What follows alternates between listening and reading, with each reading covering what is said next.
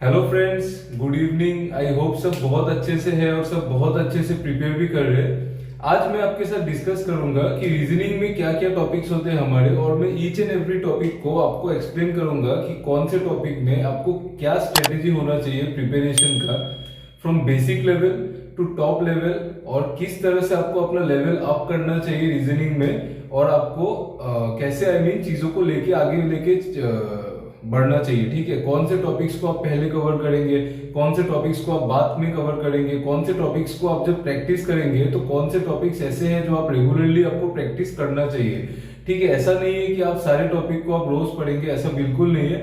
कोई कोई टॉपिक्स ऐसे होते हैं जो आपने एक बार पढ़ लिया, उसके बाद आप महीने में या फिर तीन हफ्ते में आप अगर आपने एक दो बार भी प्रैक्टिस कर लिया तो वो आपका होल्ड बना रहता है। ठीक है, उसमें एक बार स्पीड आ जाने से उसमें कुछ ऐसा टफ नहीं रहता है। तो चलिए गाइस, शुरू करते हैं। मैं आपको बताता हूँ कि कौन से टॉपिक्स से आपको स्टार्ट करना चाहिए एज ए बिगिनर, और आप जब प्रो लेवल में चले जाएंगे तो आपको कौन से टॉपिक्स को रेगुलरली प्रैक्टिस करना चाहिए। ठीक है, तो रीजनिंग जो है उसको मैंने तीन हिस्सों में बांट दिया है, जैसे कि आप देख सकते हैं इधर। पहले में मैंने मिसलेनियस सब कुछ डाला है, सेकंड में मैंने पजल और सिटिंग अरेंजमेंट डाला है, थर्ड में मैंने डाला है डाटा सफिशिएंसी और लॉजिकल रीजनिंग। ठीक है, लॉजिकल रीजनिंग को हम क्रिटिकल रीजनिंग भी बोलते हैं, ये दो चीज सेम है। तो अगर मैं बात करूं मिसलेनियस का, तो उसमें पहला जो टॉपिक आता है वो है मशीन इनपुट। ठीक है, मशीन इनपुट आउटपुट। इसमें क्या होता है कि आपको एक इनपुट सीक्वेंस दिया रहता है, फिर आपका जो स्टेप्स होता है, स्टेप 1 स्टेप 2 स्टेप 3, उसमें हर एक स्टेप से कुछ कुछ चेंजेस होते हैं। ठीक है, इसमें चेंजेस किस तरह के होते हैं, कभी कभी वो लोग ऐसा करेंगे कि फर्स्ट और लास्ट वर्ड को स्वैप कर दिया, फर्स्ट और लास्ट वर्ड को उल्टा घुमा दिया। ठीक है, फर्स्ट वर्ड के सेकेंड थर्ड लेटर को चेंज कर दिया। तो फर्स्ट एक स्टेप में जो है वो सिमिलर टाइप ऑफ चेंजेस होते हैं, तो उस चेंज को रिकॉग्नाइज करना स्टार्टिंग में आपके लिए बहुत टफ होता होगा। ठीक है, YouTube में जो भी क्लासेस अवेलेबल होते हैं उसमें बहुत ही एलिमेंटरी लेवल से सिखाते हैं, तो हमको एलिमेंटरी लेवल हमने एक बार पार कर दिया, उसके बाद हमको उस पर ज्यादा टाइम वेस्ट नहीं करना चाहिए। ठीक है, मैं आपको सजेस्ट करूंगा आप मशीन इनपुट आउटपुट के लिए स्मार्ट कीड़ा को फॉलो करें। स्मार्ट कीड़ा का जो मशीन इनपुट आउटपुट है वो बहुत ज्यादा सॉलिड है, बहुत बढ़िया है, वो उनका लेवल हाई है। तो आप एक्चुअली क्या करो, अगर आप थोड़ा हाई लेवल में प्रैक्टिस करने की कोशिश करो, ताकि आप जब आप प्रिपरेशन स्टार्ट करते हो तो पहले आपका मशीन इनपुट आउटपुट बनेगा ही नहीं। ठीक है, तो आप हाई लेवल में जाओगे तो आप कोशिश करोगे उसके लिए, तो उससे क्या होता है आपका ब्रेन बहुत ज्यादा खुलता है। ठीक है, तो फर्स्ट है मशीन इनपुट आउटपुट, ये बहुत इंपॉर्टेंट है, इसको आपको स्टार्टिंग से ही प्रैक्टिस करना है। और इसको मैं आपको रिकमेंड करूंगा कि मशीन इनपुट को आप 2 वीक्स में या फिर 1 वीक में एक दो बार तो आप जरूर प्रैक्टिस करिए। ठीक है, उसके बाद आता है अल्फा न्यूमेरिक सीरीज, जो कि फुद्दू टॉपिक है, ये बहुत ज्यादा इजी होता है, इसमें कुछ नहीं रहता है, एक दो बार प्रैक्टिस करो, प्रीलिम्स के आगे देख लो, यही है, इसमें कुछ नहीं आता है। इवन इस टॉपिक से अगर मेंस में भी बड़ा क्वेश्चन आ जाता है, जैसे ये बॉक्स वाला क्वेश्चन आता है, क्या लाइट डिम वगैरह देते हैं, वो बहुत इजी होता है। आप अगर एक बार प्रैक्टिस रहेगा तो आप मेंस में भी वो कर सकते हैं। ठीक है, सेकेंड थर्ड होता है कोडिंग डिकोडिंग। कोडिंग डिकोडिंग में क्या होता है, आपको एक सेंटेंस दिया रहेगा, उसका एक कोड्स दिया रहेगा। ठीक है, इसका एक बेसिक इजी एग्जांपल होता है जो कि जिसमें कि वो पैराग्राफ में वर्ड्स रिपीट होते हैं, तो आप उससे बहुत इजीली कर सकते हैं, उसमें कुछ भी नहीं है। लेकिन इसमें खेल तब शुरू होता है कोडिंग डिकोडिंग में, जब आपका वर्ड्स रिपीट होता ही नहीं है। एक पैराग्राफ रहेगा जिसमें 4 लाइन रहेंगे, हर एक वर्ड अलग रहेगा, तब असली खेल शुरू होता है। इसके लिए भी मैं आपको सजेस्ट करूंगा कि आप स्मार्ट कीड़ा से प्रैक्टिस करें, उनका लेवल बहुत ज्यादा अच्छा है, उससे आपको दिमाग आपको काफी खुल जाता है। ठीक है, उसके बाद आते हैं सिलोगिज्म। सिलोगिज्म इजी है, no doubt, syllogism is an easy topic, लेकिन आपको सिलोगिज्म में भी कभी एग्जामिनर आपको घुमा सकता है। ठीक है, मेंस में अगर सिलोगिज्म आ रहा है तो उसको मैं रिक्वेस्ट करूंगा कि उसको आप जब आंसर टिक करें तो प्लीज एक बार आप रीचेक कर ले। ठीक है, क्योंकि सिलोगिज्म में मेंस में थोड़ा घुमा के क्वेश्चन आता है। ठीक, सिलोगिज्म हो गया। इनइक्वालिटी से कभी टफ क्वेश्चन नहीं आता, इसमें टफ कुछ है ही नहीं, ये बहुत इजी है। इसको आप प्री लेवल में जैसे कर रहे, मेंस के लिए भी आप वैसे ही प्रिपेयर करें। लेकिन मैं बार बार बोल रहा हूँ कि सिलोगिज्म अगर मेंस में आता है तो आप हर एक कंडीशन को आप एक बार रीचेक करके आप वेन डायग्राम बना के ही करें। विदाउट वेन डायग्राम सिलोगिज्म करने की कोशिश मत करो, बहुत यूट्यूबर्स आपको मिसगाइड कर सकते हैं, लेकिन सिलोगिज्म मेरे हिसाब से आप वेन डायग्राम से ही करें, उससे कंसेप्ट क्लियर रहता है। ठीक है, उसके बाद आता है ब्लड रिलेशन। ब्लड रिलेशन भी बहुत इंपॉर्टेंट है, ये तो बहुत इंपॉर्टेंट है। ठीक है, ब्लड रिलेशन हमेशा आता है, प्री में आएगा, एक मेंस में भी कभी कभी आरआरबी पीओ के मेंस में भी ब्लड रिलेशन आता है, ठीक है। तो ब्लड रिलेशन को आप केयरफुली करें। आप ब्लड रिलेशन आप जितना प्रैक्टिस करते रहेंगे आपका जो वो ट्री बनाने का स्पीड उतना ही फास्ट हो जाएगा। आप मेल फीमेल को प्लस माइनस से करें, ठीक है। किसी का नाम है तो उसका फर्स्ट अल्फाबेट लिख दीजिए, ठीक है। वैसे आप अपनी स्पीड को बढ़े, आप जैसे स्पीड बढ़ते रहेगा आप उन सब चीजों से हैबिचुएटेड हो जाओगे। ब्लड रिलेशन में आप सिंबल्स का इस्तेमाल बहुत ज्यादा करें, ठीक है, तो वो इजी हो जाता है। फिर आता है डायरेक्शन सेंस, ये भी बहुत इजी है, लेकिन इससे मेंस में क्वेश्चन आ सकता है। डायरेक्शन सेंस को रूल आउट नहीं कर सकते। डायरेक्शन सेंस में मेंस से अगर क्वेश्चन आता है तो वो आपके लिए एक क्या बोलते हैं उसको, फ्री हिट है। फ्री हिट करना है। डायरेक्शन सेंस अगर आता है तो फ्री हिट करना है, छक्का मारना है। डायरेक्शन सेंस में हमेशा फुल मार्क्स इसमें निकालना है, ठीक है। अच्छा, ये हो गया मिसलेनियस का। मैंने बता दिया आपको कौन सा मेंस के लिए इंपॉर्टेंट है, कौन सा प्री के लिए है। प्री के लिए सारा इंपॉर्टेंट है बेसिक एलिमेंट्री लेवल में, लेकिन मेंस के लिए मशीन इनपुट आउटपुट का जो हाई लेवल होता है वो इंपॉर्टेंट है। कोडिंग डिकोडिंग का हाई लेवल इंपॉर्टेंट है। सिलोगिज्म का हाई लेवल इंपॉर्टेंट है। ब्लड रिलेशन, डायरेक्शन सेंस, ये सब मेंस के लिए बहुत ज्यादा इंपॉर्टेंट है।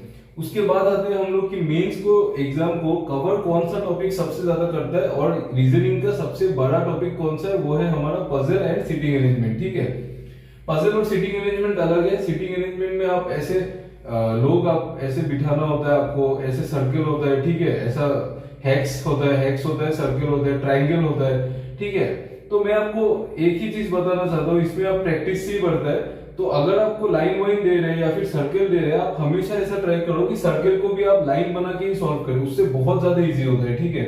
थ्रेड मेथड एक मैंने सीखा था, तो आप अगर थ्रेड मेथड को फॉलो करते हैं तो वो बहुत ज्यादा इजी होता है। और आप सिटिंग अरेंजमेंट और पजल को आपने एक बार पजल कर लिया, उसके बाद आप पजल सिटिंग अरेंजमेंट को आप रोज प्रैक्टिस करें। एक पजल से हो जाता है।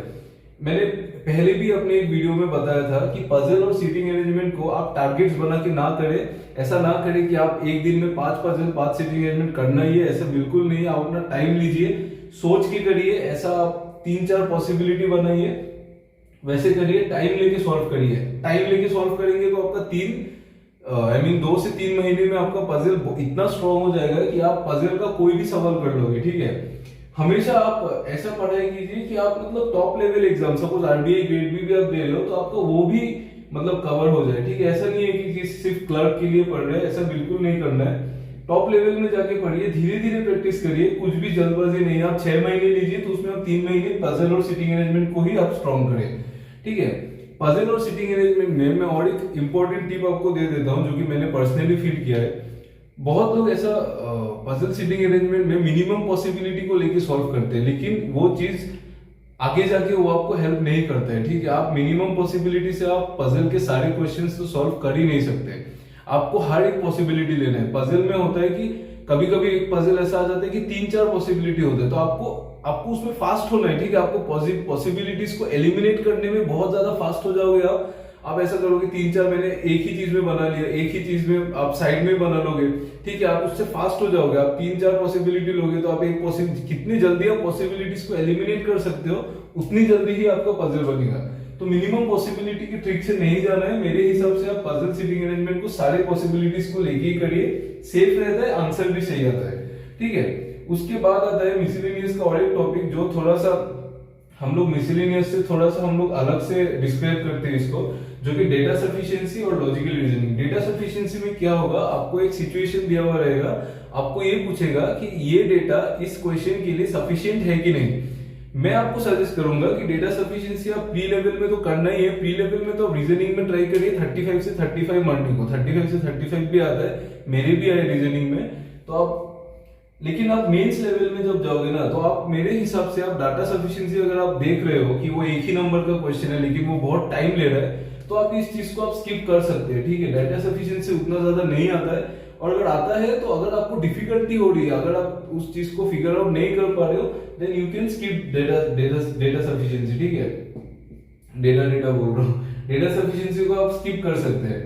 उसके बाद आता है कि लॉजिकल रीजनिंग, ये इसको हम लोग क्रिटिकल रीजनिंग भी बोलते हैं, ठीक है। क्रिटिकल रीजनिंग भी बोलते हैं।